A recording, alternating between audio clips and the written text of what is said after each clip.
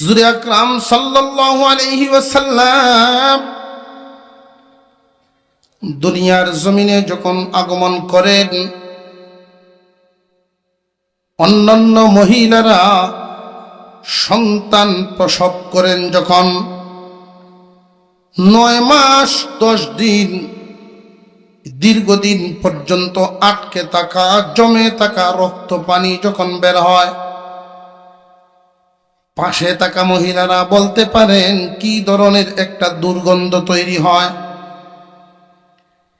কিন্তু তোমার প্রসবের বেলায়, তোমার জন্মের বেলায় এমন কোনো দুর্গন্ধ ছিল না, এমন কোনো খারাপ দুর্গন্ধ ছিল না।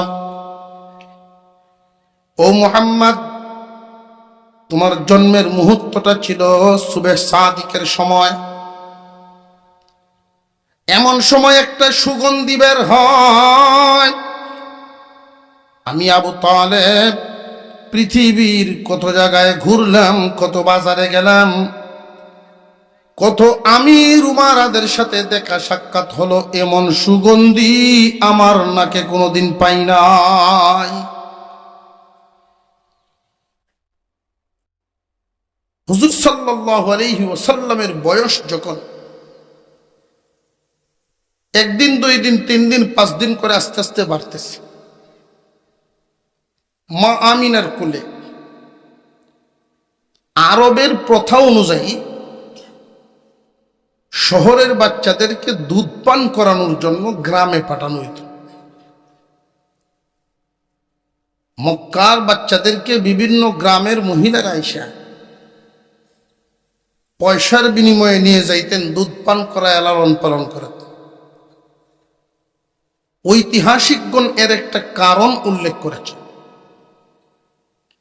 যে কয়েকটা কারণের মধ্যে একটা হলো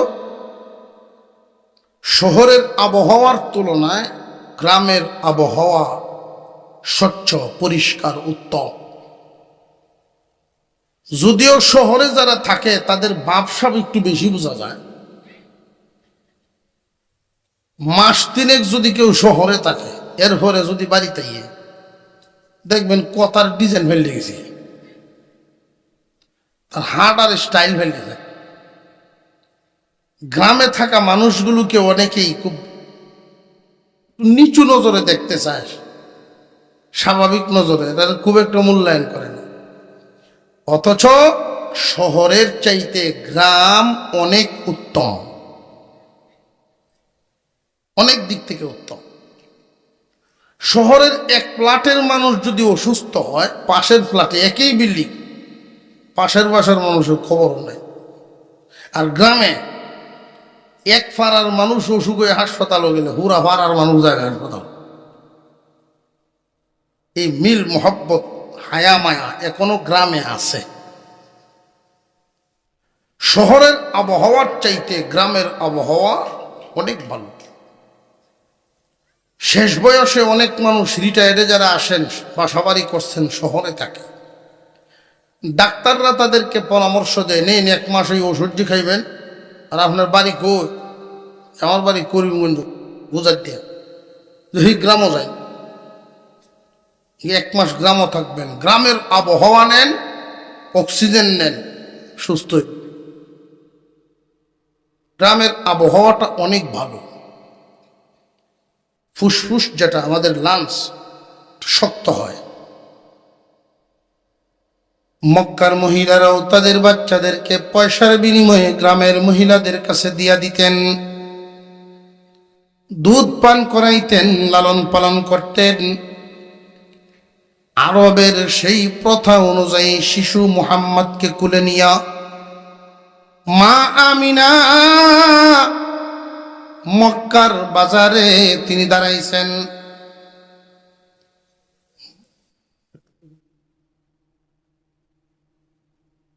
মক্কার বাজারে উনি দাঁড়াইছেন। অন্যান্য মহিলারা যেইভাবে বাজারের মাঝামাঝি দাঁড়াইছেন, মা আমিনা বাজারের এক কোনায় দাঁড়াইছেন। এক সাইডে গিয়া শিশু মুহাম্মদকে কুলে নিয়ে দাঁড়াইছেন।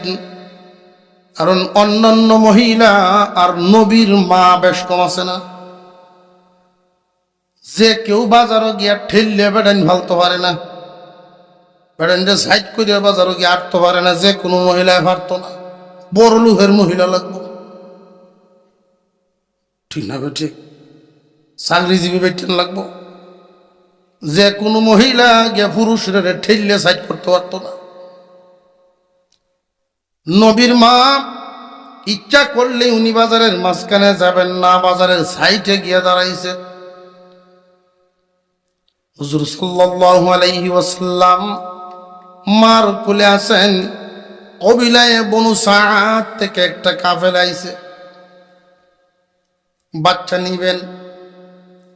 এই কাফেলার একজন সদস্য ছিলেন হালিমাতুস সাদিয়া। উনি আইছে, যেই মাত্র বাজারে ঢুকতেছেন, হালিমাতুস সাদিয়ার চোখের মধ্যে ভাইসা উঠছে। কি ভাইসা উঠছে? উনি তাকায় দেখেন বাজারের কোনায় পূর্ণিমার চাঁদ দেখা যায়।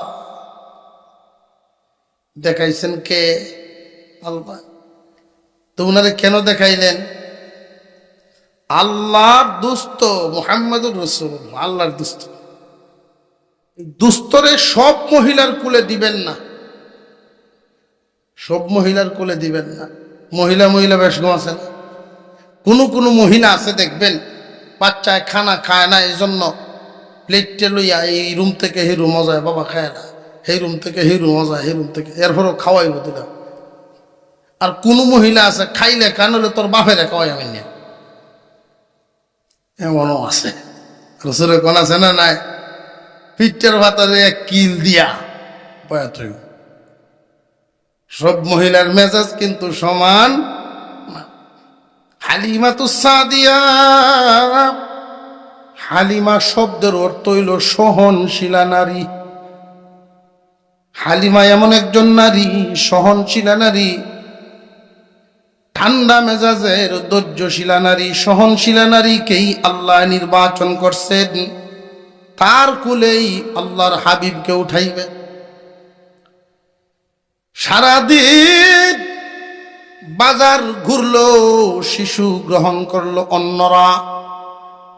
সন্ধ্যার আগ মুহূর্তে বাজার ভাঙ্গার সময় হয়ে গেছে।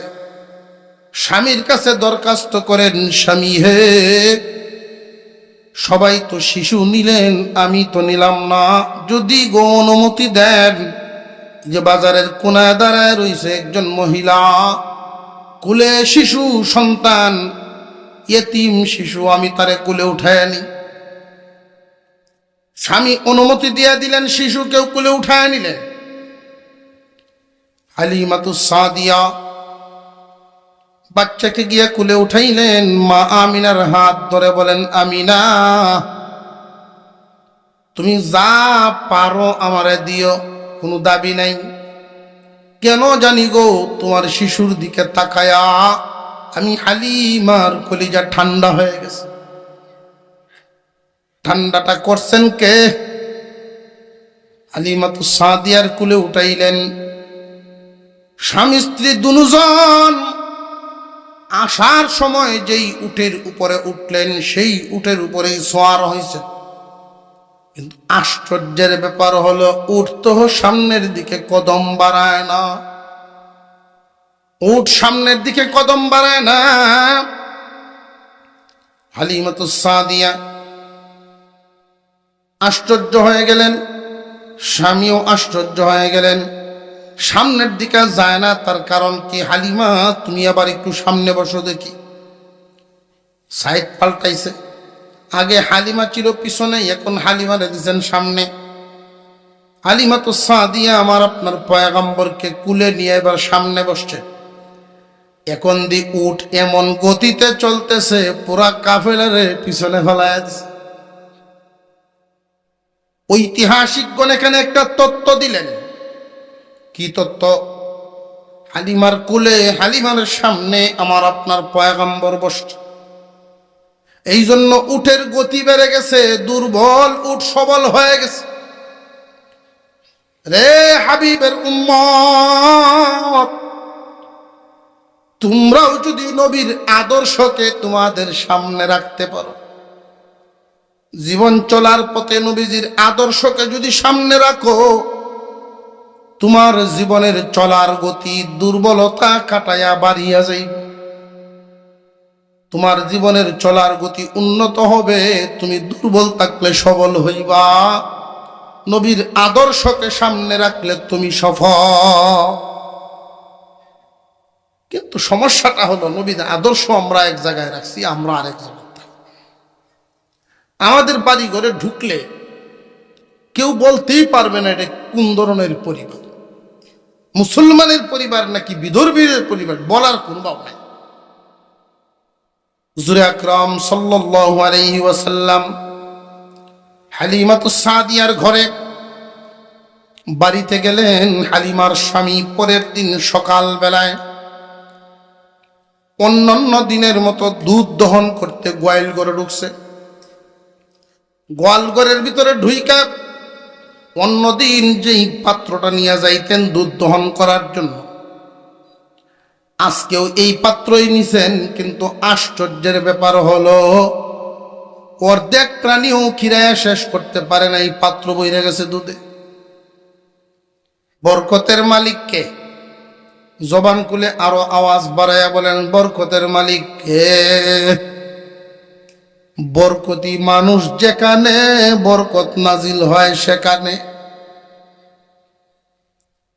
রহমতি বরকতি মানুষ যেখানে থাকে আল্লাহর রহমত বরকত সেখানেই হয়।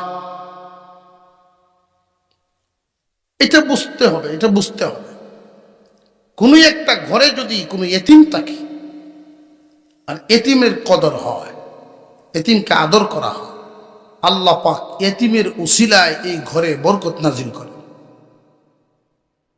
কোনো একটা ঘরে যদি তালিবে ইলম থাকে, কোরআন পড়নেওয়ালা তালিবে ইলম থাকে, তার উসিলায় এই ঘরে রহমত বরকত নাজিল হয়। কোন ঘরে যখন 5 ওয়াক্ত নামাজি থাকে,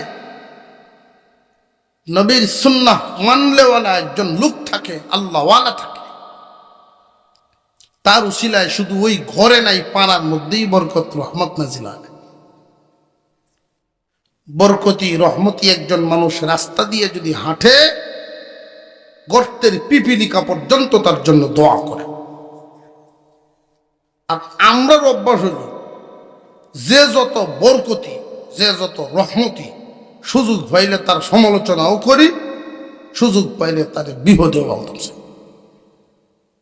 তা আমরা রহমত করতে হইব। এই জন্য চতুর্দিক থেকে শুধু গজব নাজিল হয়, গজব নাজিল। হুজুর গজব করতো নাজিল হয়, আমরা তো খুব শান্তিতে আছি, গজব চোখে বাসে না। আসমানি গজব শুধু পাথর ভরার নাম গজব না, আসমানি গজব শুধু আগুনের লুক্কা ভরার নাম গজব না। ভাইয়ে ভাইয়ে আজ থেকে 20 বছর আগে যেই পরিমাণ মিল দেখতাম সমাজে, ভাইয়ে ভাইয়ে, এখন সেই মিল নাই।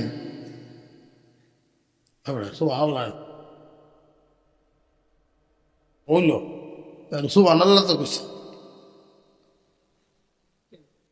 বাপ্পুতে আগে যেই মিল আছেন, এখন এই মানবতা নাই। ঠিক না? ঠিক। ভাইয়ে ভাইয়ে মিল মহব্বত কমে গেছে, নিজেদের ভিতরে স্বামী স্ত্রীর মিল মহব্বত কমে গেছে, কমছে না? এগুলো কি গজব মনে হয় না? এগুলো গজব।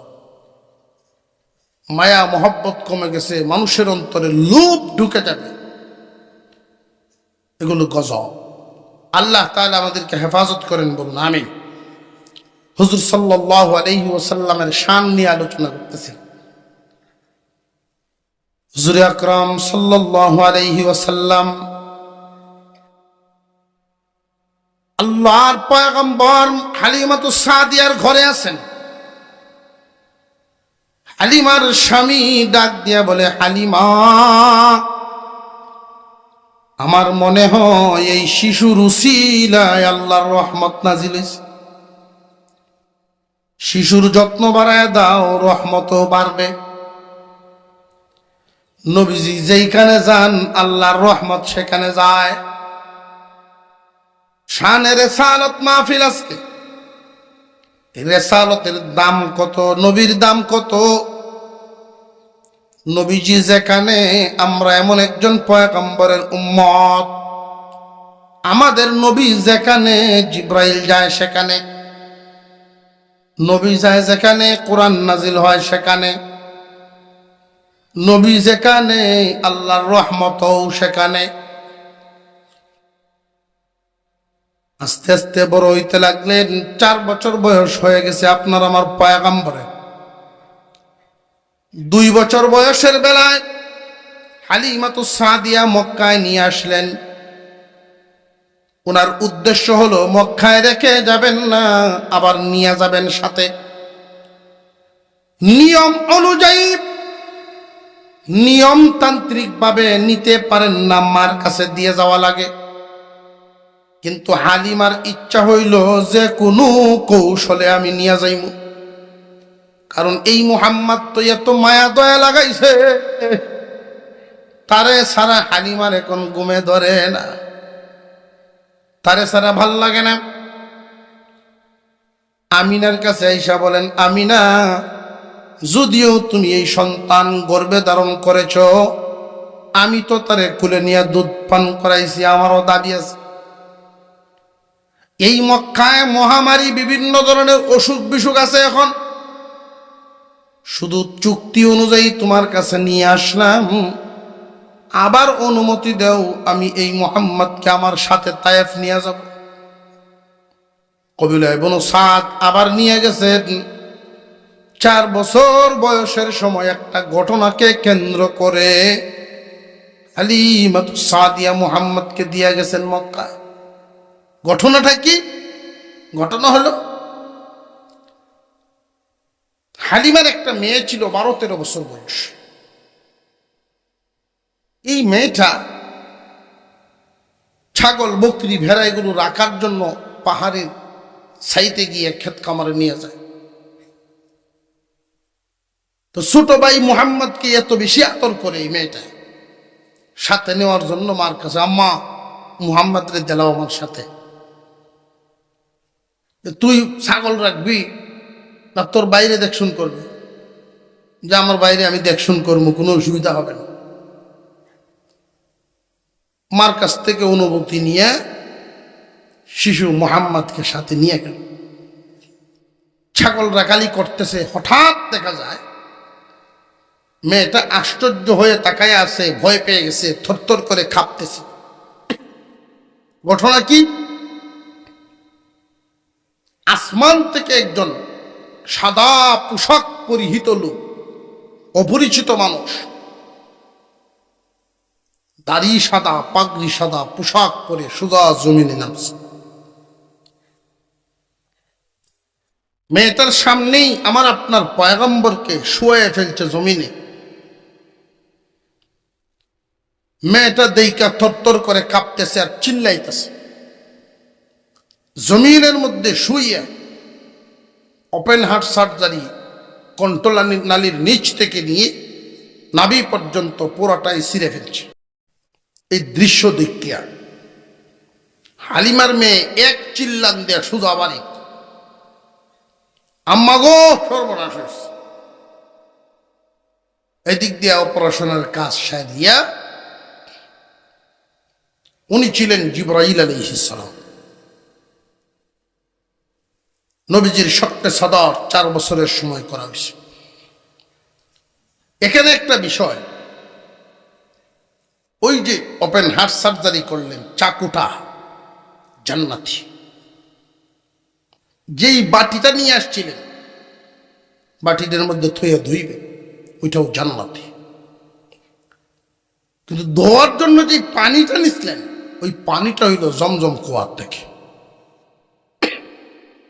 বোঝা গেল চাকু জান্নাতি, বাটি জান্নাতি, পানিও তো জান্নাতি হওয়ার কথা।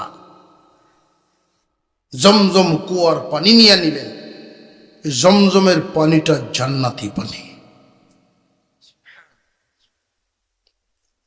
আল্লাহ পাক আমাদের সকলকে জান্নাতি হিসেবে কবুল করেন বলি আমি।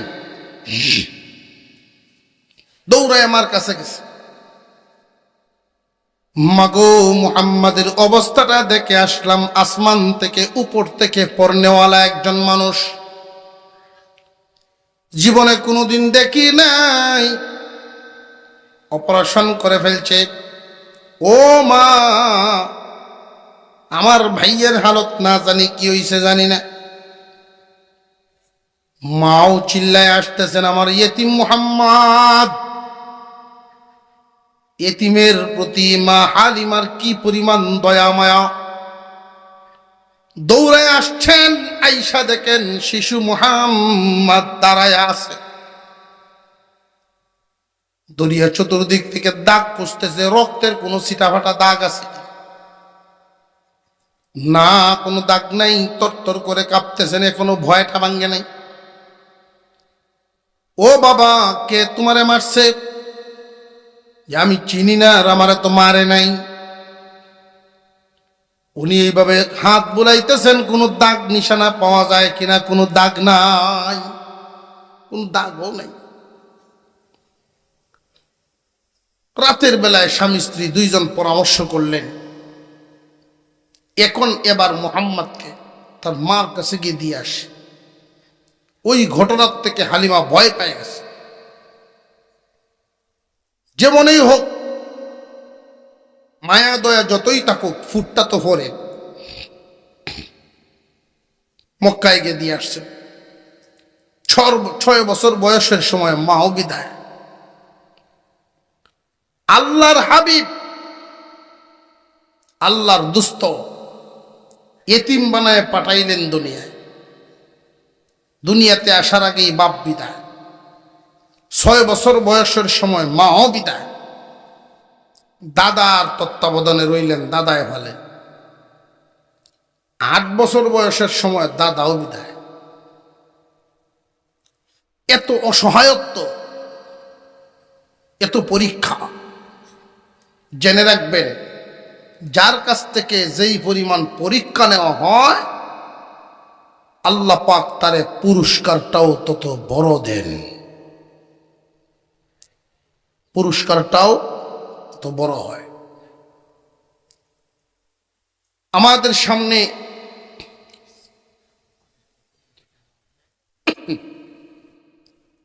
যত মানুষ প্রতিষ্ঠিত হয় দেখবেন, এই মানুষগুলোর জীবনী তালাশ করে দেখবেন, ছোটবেলায় আল্লাহ এদেরকে কষ্ট দিছে, পরীক্ষা দিছেন। এই মানুষগুলোই জীবনে প্রতিষ্ঠিত হয়। আর সোনার চমক মুহ লইয়া প্রতিষ্ঠিত খুব কমই হয়। কষ্ট যারা করে, আল্লাহ যাদেরকে পরীক্ষা দেন, এরাই প্রতিষ্ঠিত হয় বেশি। এই জন্য মুমিনের জন্য একটা সবক আজানের সময় হয়ে যাইতেছে, এই সবকটা মনে রাখা দরকার। দুনিয়াটা পরীক্ষার হল, দুনিয়াটা পরীক্ষার হল। পরীক্ষা কে দিবে, কে নিবে? পরীক্ষা নিবেন স্বয়ং আল্লাহ। পরীক্ষা নিবেন কে? আর পরীক্ষা দিবে হলো ইমানদার মুমিন। একটা স্কুলের মধ্যে সব মানুষ পরীক্ষা দেয় না। পাড়ার সবাই ইচ্ছা করলেই পরীক্ষা দিব না, ছাত্র হন লাগবে। আল্লাহর কাছে যারা পরীক্ষা দিবে, এর শর্ত হইল ইমানদার হইতে। ইমানদাররা পরীক্ষা দেয়। পরীক্ষা দেওয়ার উদ্দেশ্য কি? ক্লাস পরিবর্তন করা। পরীক্ষা দিলে শ্রেণী পরিবর্তন হয়। মুমিন বান্দা যখন পরীক্ষায় পড়ে, আল্লাহ পাক এই পরীক্ষার উসিলায় তার শ্রেণী পরিবর্তন করে উন্নত করে দেন। মুমিন বান্দা যখন সবুর করতে পারবে, আল্লাহ পাক এই সবুরের বদলাটা দেন অনেক বড় করে। সবুর কারে কয় এটা আমরা বুঝি না। কোন কোন বান্দাকে আল্লাহ পরীক্ষা দেন গরিবী হালতে রাইকা। কখনো বান্দাকে আল্লাহ গরিব বানায় পরীক্ষা করেন। যে সমস্ত বান্দারা গরিবের মধ্যে থেকে পরীক্ষায় পাশ করবে, এদের জন্য আল্লাহ পুরস্কার রাখছেন, পুরস্কার। গরিবী হালতে থাইকা বান্দা যেন আল্লাহর প্রতি খুশি থাকে, বান্দার জবানের কথা একটাই হবে, আল্লাহ যে হালতে রাখছেন হালতের উপরে আমি খুশি আছি। এই বান্দা যদি জবান থেকে আল্লাহকে শুকর আদায় করে খুশি আছি বলতে পারে, আমার আল্লাহ খুশি হইয়া তারে ধনীর 500 বছর আগে জান্নাত দিবেন। ধনীর 500 বছর আগে গরিব জান্নাত। সব গরিব সবুরকারী, সব গরিব হইলেই সবুরকারী। অনেক গরিব মানুষ আছে, আল্লাহ তারে সুযোগ দিছেন সবুরকারী হওয়ার, গরিব বানাইছেন। সবুরকারী না হইয়া বরং উল্টা আল্লাহর বিরুদ্ধে কথা কয়, এমন আছে দেখবেন। আল্লাহরা নওজুবিল্লাহ, আল্লাহরা আমার সাউনি হলো না, সাউনি করছে না। নবীজি শিখাইছেন, কেউ যদি গরিবের হালতে থাকো তোমার চাইতে নিচের দিকে তাকাও। একজন মানুষ শীতের দিন রাস্তা দিয়ে হাঁটে আর মনে মনে কয়, কয়টা পয়সা যদি হইতো, কয়টা টেহা যদি হইতো, তো একজোড় জুতা কিনে একটু শান্তিতে হাঁটলাম। আচ্ছা, আল্লাহ যেই হালতে রাখছে বালা, টেহা হইলে কিনাম, রাস্তা দিয়ে যাইতেছে, সামনে আর একটু আগায় গিয়ে দেখে আরেকজন লোক দুইটা ভাও নাই। এখন সে আল্লাহ শুকরিয়া আবার আদায় করতেছে, আল্লাহ আমার তো টেহা নাই, টাকা যখন হবে জুতা কিনে পাও দিতে পারবো। এই লোকের যদি 1000 কোটি টাকাও হয়, স্বর্ণ দিয়াও যদি জুতা বানায়, হিনবো কই? বুঝে আসতেছে? আল্লাহ আপনাকে যেই হালতে রাখছে, আপনার 1 কাঠা জমিন 8 কাঠা বাড়ি, শুকরিয়া আদায় করেন। নিচের দিকে তাকায় দেখবেন অনেক মানুষ এমন আছেন, 8 কাঠা বাড়ি আছে, 1 কাঠা জমিন আর নাই। 8 কাঠা বাড়িওয়ালা আর একজনের দিকে তাকাইলে দেখবেন হ্যাঁ নিজের কোনো জায়গা নাই, বাড়া থাকে। এটা হলো দুনিয়ার দিক। যদি তোমরা হিসাব মিলাও, সবুরকারী হইতে চাও, দুনিয়ার দিকে চিন্তা করলে তোমার নিচের মানুষটার দিকে তাকাইব। আর আখেরাতের দিক তাকাইলে, আখেরাতের দিক যদি চিন্তা করো, আমলের দিক যদি ভাবো, তাহলে তোমার চাইতে উপরের মানুষটার দিকে খেয়াল করো। তুমি দৈনিক 5 ওয়াক্ত নামাজ পড়ো, তোমার পাড়ায় বা তোমার পরিচিত আরেকজন মানুষ আছে এরকম, শুধু 5 ওয়াক্ত না, তাহাজ্জুদ, ইশরাক, আওয়াবিন সহ আদায় করে। আখিরাতের দিক খেয়াল করলে যে বেশি নেকি কামাইতে পারে তার দিকে তাকাও, আর দুনিয়ার দিক খেয়াল করলে তোমার চাইতে নিচু পর্যায়ে যারা আছে তাদের দিকে তাকাও।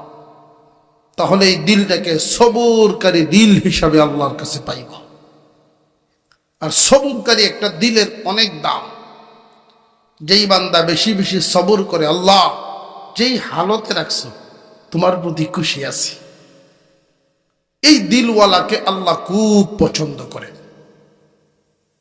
প্রতিদিন একজন মানুষ যদি আলহামদুলিল্লাহ আলহামদুলিল্লাহ একটা তাসবিহ দৈনিক কমপক্ষে 100 বার, সুবহানাল্লাহ 100 বার, আলহামদুলিল্লাহ 100 বার, লা ইলাহা ইল্লাল্লাহ 100 বার, আল্লাহু আকবার 100 বার, কয়শ হইল?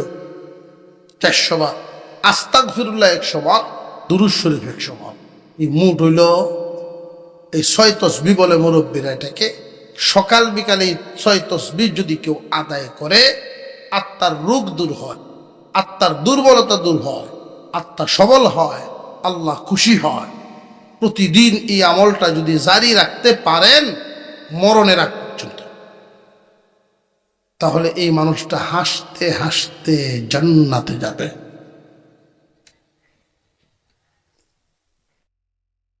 আরেকটা আমল, জীবনে যতদিন বাইচ্ছা থাকবে আপনার হাত এবং জবান দ্বারা কোন মানুষের ক্ষতি যেন না হয়। আমার হাত দ্বারাও কেউ ক্ষতি করতাম না, জবান দ্বারাও না। হাত দ্বারাও কারোর ক্ষতি না, জবান দ্বারাও কারো ক্ষতি না। এই আমলটা যদি ধরে রাখতে পারেন, আপনি জান্নাতে যাওয়ার জন্য বেশ কয়েকটা উসিলা আম্মা জান আয়েশা সিদ্দিকা রাদিয়াল্লাহু আনহা থেকে বর্ণিত। কেউ যদি এই রকম অভ্যাসের লোক হয়, সমাজে চালচলন করে, সমাজে চলাফেরা করে, এই অবস্থায় একজন মানুষ যদি তার আচরণের মাধ্যমে, একজন মানুষ তার ব্যবহারের মাধ্যমে আর একজনের ভাঙ্গা মন জোড়া লাগায় দিতে পারে। মনটা ভাঙ্গা ব্যবহারের মাধ্যমে ভালো করে দিছে, মনটা টেনশনে ব্যবহারের মাধ্যমে তার মনটা একটু ভালো করে দিছে, আল্লাহ পাক এই উসিলায় তার জান্নাত দিয়ে দিবেন। হাসি খুশি কিছু মানুষ আছে, মানুষের একটু হাসি খুশি দেয়া রাখে, আমুদি মানুষ যদি গুনার থেকে বাঁচতে পারে, এই আমুদি হওয়ার গুণটাও অনেক উন্নত। আমোদ করাটা এটা কোনো গুনার কাজ না, এটাও একটা নেকির কাজ। আমোদটা যেন লাইনের ভিতরে থাকে। আল্লাহ পাক আমাদেরকে মানার তৌফিক দেন বলি আমিন। আজকের এই মাহফিলটা ফোলাবানে করছে আল এহসান, একটা যুব সমাজ। আমরা এই যুব সমাজের জন্য সবসময় দোয়া করব এবং বিশেষ করে এদের পাশে থাকব। আর এই যুব সমাজকে আমি দু একটা কথা বলবো, প্রত্যেক জায়গায় এই কথাটি আমি বলতেছি। যত যুব সমাজের উদ্যোগে মাহফিল হচ্ছে, যেই যুবকরা, তোমরা এটা মনে করো না যে বছরে একবার একটা সম্মেলন করাইলাম, বছরে একবার একটা মাহফিল করাই আমরা দায়িত্ব শেষ। না, আমরা নবীজির উম্মত। 40 বছর বয়সের পরে রিসালাত শুরু হয়েছে। 40-এর আগে নবীজির জীবন গেছে না? তুমি একজন যুবক, মুহাম্মদও এক সময় যুবক ছিলেন। তুমি একজন যুবক মানুষ, মুহাম্মদ এক সময় যুবক মানুষ ছিলেন। তিনি সমাজে কি ভূমিকা রাখছেন যৌবনকালে, তুমি সেই ভূমিকা রাখো। 20 বছর বয়সের সময় সমাজে মুহাম্মদ কি করতেন, তুমি তা করো। 25 বছর বয়সের সময় তিনি কি করতেন, তুমিও তা করো। নবীজিও এরকম একটা সংগঠন করছিলেন। প্রত্যেক জায়গায় যুব সংগঠনের উদ্যোগে মাহফিল হচ্ছে। এই যুব সংগঠন মুহাম্মদুর রাসূলুল্লাহ করছিলেন, তার নাম ছিল হিলফুল ফুজুল। নবীজির সংগঠনের নাম হিলফুল ফুজুল। এই হিলফুল ফুজুল সংগঠনের সভাপতি ছিলেন মুহাম্মদ ইবনে আব্দুল্লাহ। তখন তো মুহাম্মদুর রাসূলুল্লাহ না, মুহাম্মদুর রাসূল হইছেন 40 বছর বয়স। এর আগে ছিলেন মুহাম্মদ ইবনে আব্দুল্লাহ। এই সংগঠনের মূল লক্ষ্য উদ্দেশ্য ছিল দুর্বলের সঙ্গ দেওয়া, দুর্বলের পক্ষ নেওয়া, জালিমের বিরুদ্ধে দাঁড়ানো। সংগঠনের উদ্দেশ্য ছিল সমাজে যদি কোনো গরিব মানুষের উপরে, দুর্বল মানুষের উপরে সবলরা অত্যাচার করত, মুহাম্মদ ইবনে আব্দুল্লাহ, আবু বকর সিদ্দিকের মতো লোকেরা এই সংগঠন নিয়ে দুর্বল লোকের পাশে দাঁড়ায় যেত। এই লক্ষ্য উদ্দেশ্য নিয়ে তোমরাও সামনের দিকে আগাইবা। আল্লাহ যেন তৌফিক দান করেন, আমরা বলি আমিন।